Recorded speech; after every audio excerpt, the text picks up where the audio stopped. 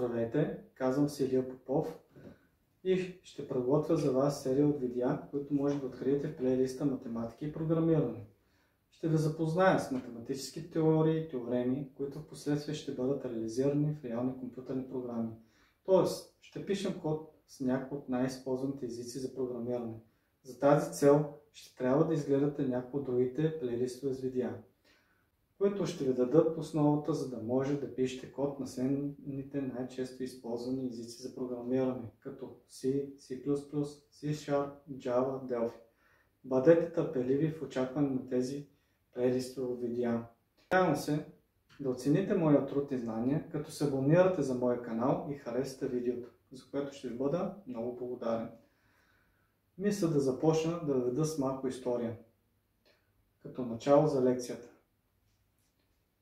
Както ни е известно, още от древността на нас хората ни се е наложил да броиме и изчисляваме. За тази цел природата ни е дарила с две ръце. Динамичното израстване на човечеството през вековете са възникнали различни инструменти за пресмятане, в които е било заложена и десетичната бройна система. Като мисля, че най-известните такива инструменти са абака, като последствие може да добавя и механичните устройства, например машината на Шикард, колелото на Паскал, аритметичната машина на Лайпциг и други. След възникването на електричеството и масовото му използване, постепенно са изобретявани различни електронни елементи, като част от тях са били приложени в числителните машини, които са представени в днешните компютри. Това е неоспорим факт, който представя предимствата на двоичната бройна система пред десетичната бройна система. Ще добавя, че най-същественото и най-ценното в съвременния компютър е способността му да изпълнява цялостно предварително определени системи от команди, наречени алгоритми. Това е възможно, тъй като са били открити конструктивни решения за това как компютъра да определя стойността на едно съждение като истина или неистина.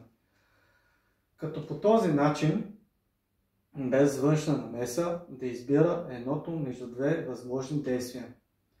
Мисля, че от предоставената до тук информация може да се забележи, че при създаването на съвременните компютри са използвани и редица математически понятия и теория. Като според мен най-важните са три от тях. Това е бройната система, алгебра на съжденията и алгоритъма. По принцип, на нас хората ни се налага да използваме числата от десетичната бройна система, като знаем, че азбуката на десетичната числа се състои от 10 знака. Общо прието е тези знаци да се означават с 0, 1, 2, 3, 4, 5, 6, 7, 8 и 9. В десетичната бройна система числото 10 играе важна роля, затова 10 се нарича още и основа. Например, записът на произволното естествено число 84 567 го представяме по следния начин. Записваме в скоби основа 10, тъй като това е десетично число. Впоследствие, за да може да представим самото число, записваме и самите степени 0, 1, 2, 3, 4. Те се записват от дясно наляво, като започнем от 0, караме докато не стигнем до края на дължината на самото число. Започваме от ляво надясно да изписваме. Записваме 8, умножаваме по основа 10 и записваме степента, която в нашия случай е 4. И продължаваме напред. Следващото число е 4 по 10 на трета. Следващото число 5 по 10 на втора. плюс 6 по 10 на първа плюс 7 по 10 на нулева. Последователността е от съществено значение, когато записваме отделните цифри на всяко число. Това е така, защото ако вземем съдържащите цифри от числото 84 567, но ги запишеме в този ред, получаваме съвсем друго число. Точно за това десетичната бройна система се нарича още и позиционна. Записването на естествените числа от десетичната бройна система се основава на следната теорема. Всяко естествено число n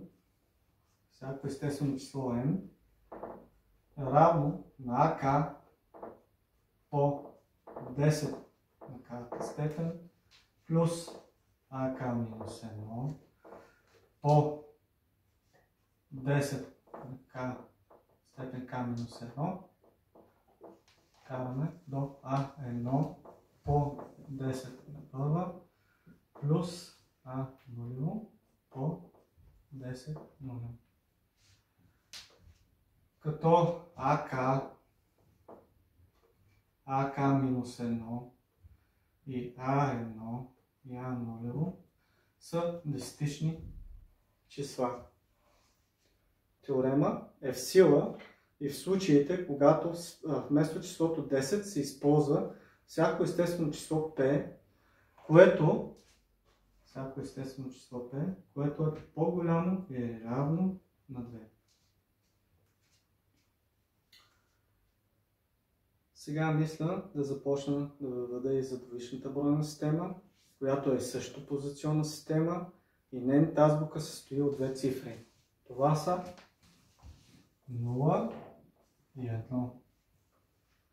Основата е 2 и записваме с скобки.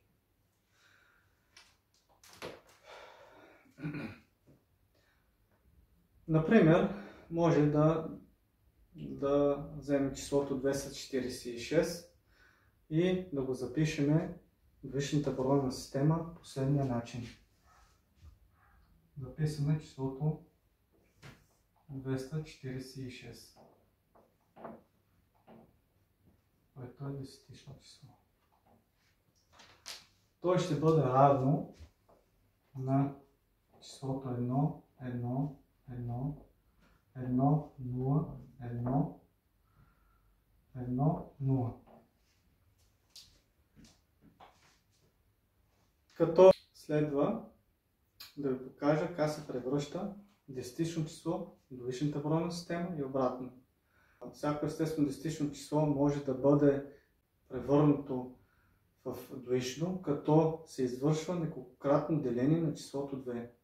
В следващия пример ще превърнем десетичното число 72 в двоично, така че да намерим двоичното число хикс, за което равенството 72 равно на хикс да е истина. Следва да извършим следните последователни операции, като и записваме остатъка от делението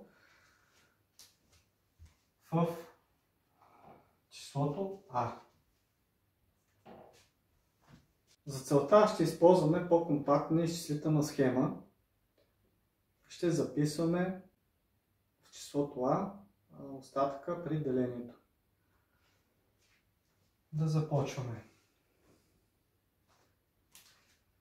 Записваме числото 72, което е десетично, и записваме стрелка. Като в горната част записваме 2. Записваме 2, защото искаме да преобразуваме десетично в двоично число. Сега делиме 72 делено на 2 и записваме 36. Тъй като получаваме цяло число, записваме 0. Под нулата записваме и числото А, което взима остатък. индекс 0.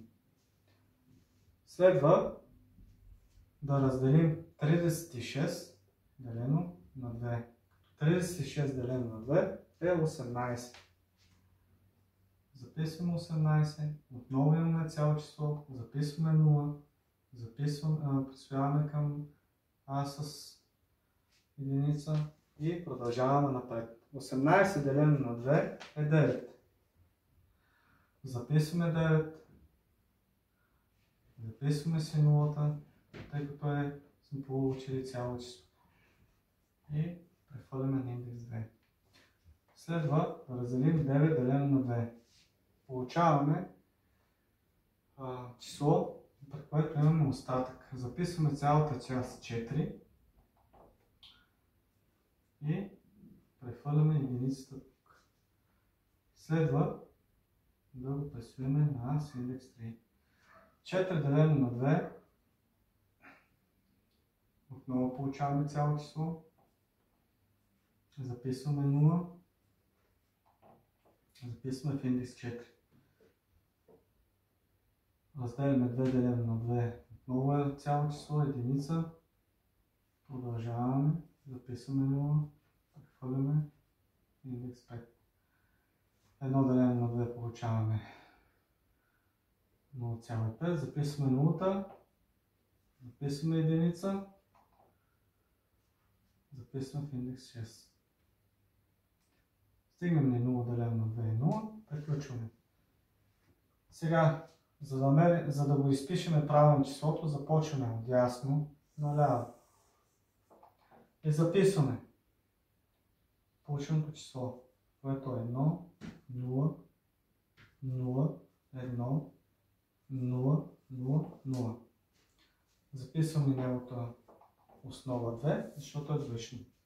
Сега следва да извършим и самата проверка, да видим дали правилно сме изчислявани по схемата. Записваме отново от дясно наляво степените 0, 1, 2, 3, 4, 5, 6. Записваме 72 е равно. Прилагаме съответната формула. За всяко естествено число n. Записваме едно лично число. Извинявайте, че така ви заблудих. Тук е 2. 2, тъй като основата ни е 2. Така. Правих си нещата. Сега продължаваме напред. 0 по 0 по четвърта. Тук имаме 1 по 2 на трета. Плюс 0 по 2 на втора. Плюс 0 по 2 на първа. Плюс 0 по 2 на нулева. Така. На което следва да направим следната операция. Нулите ги изкепваме, си ги отбелязваме, не е по-лесно. И записваме само два израза. Това е 1 по 2 на 6 плюс 1 по 2 на 3. Което следва да е равно. 1 по 2 на 6 е 64. Записваме 64. Ето получаваме 64. 1 по 2 на 3 е 8. То сборуваме и получаваме резултата 72. Надявам се този урок да ви е бил полезен и да харесате видеото, както и да се абонирате за канала ми, за което ще ви бъда много благодарен. Очаквайте следващите видеа и ще се опитам да подготвя интересни материали за вас. Хубав ден от мен!